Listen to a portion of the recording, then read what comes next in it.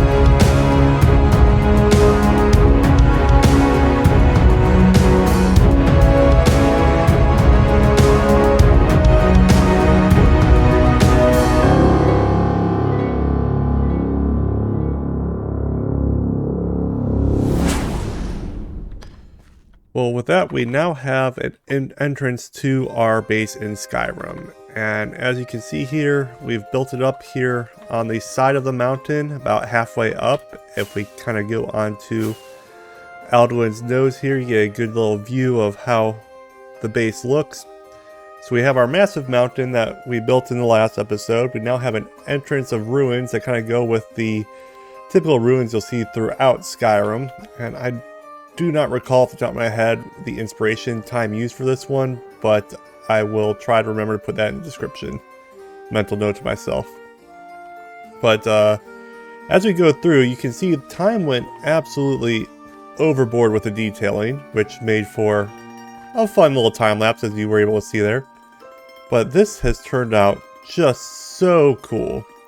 And I believe we've kind of got this door working, but I'm too afraid to press the button to try it because I don't want to break it again.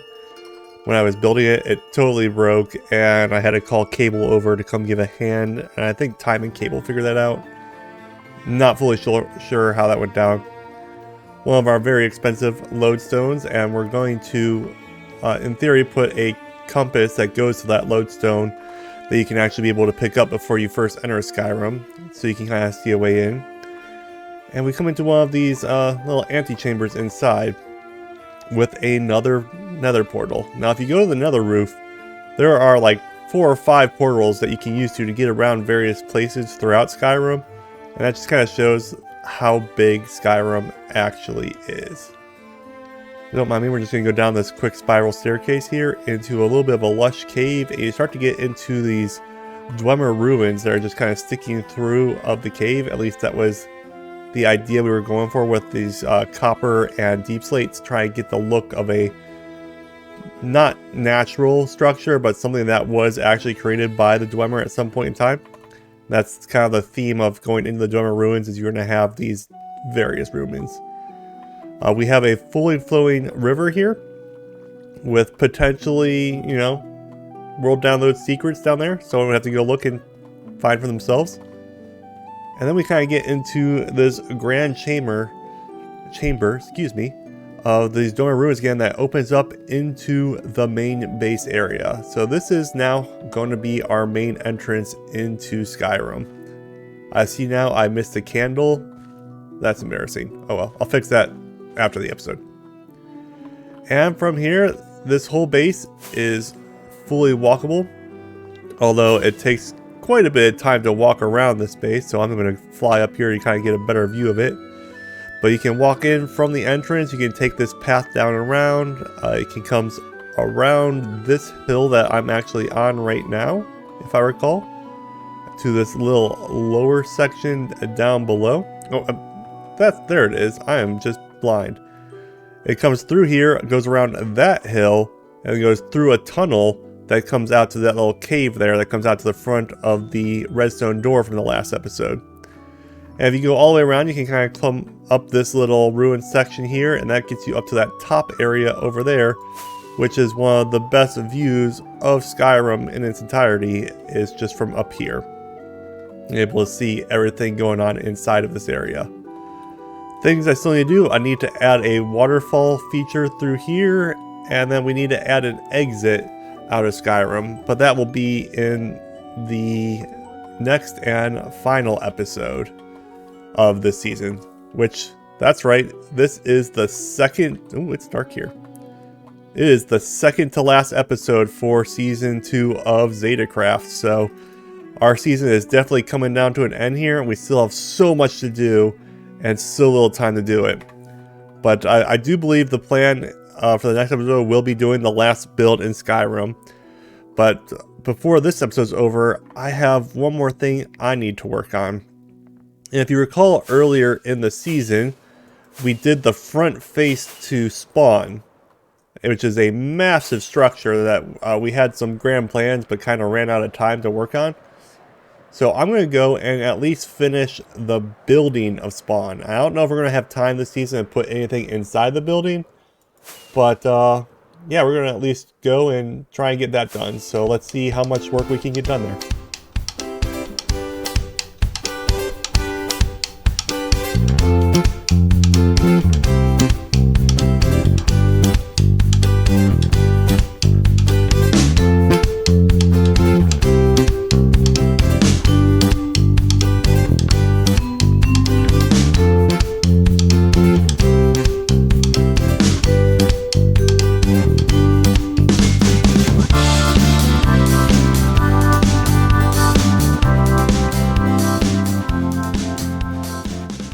Alright, so you might be wondering, where was the time lapse for the spawn build? How did it go from just one wall missing, or just one wall going up, to all of a sudden the whole thing's done?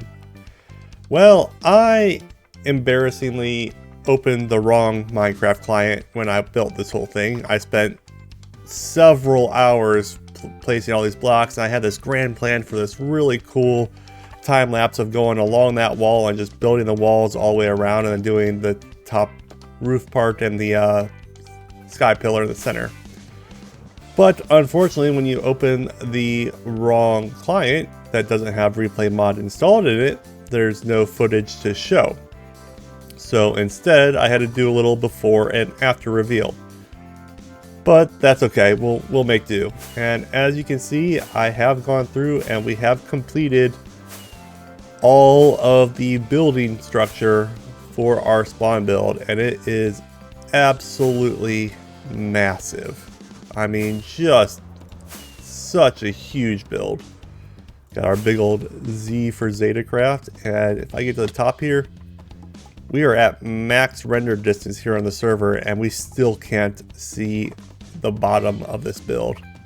So I was talking to some of the Zetas, and they suggested, I believe it's called Bobby, a mod that allows me to actually load more of the area. So we're going to try that out real quick and see what happens.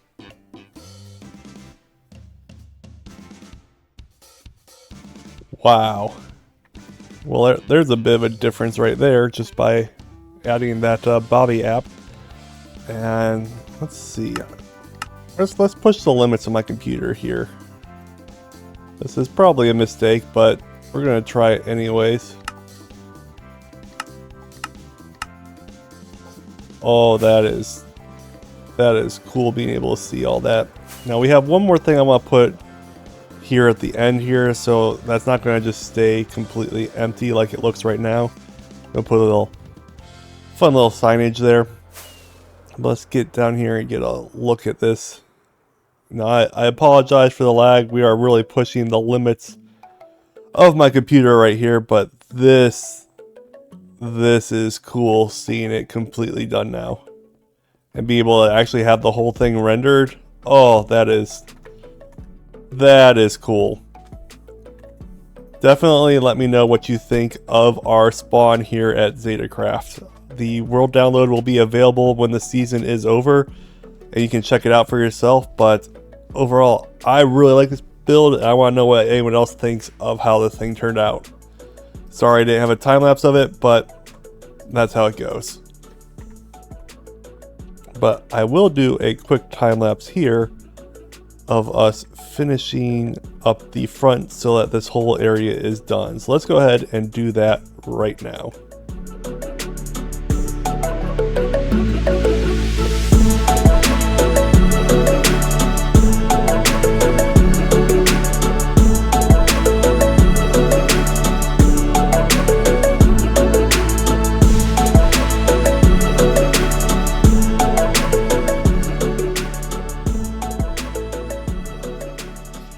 And just like that, we have finalized the spawn area here for season 2.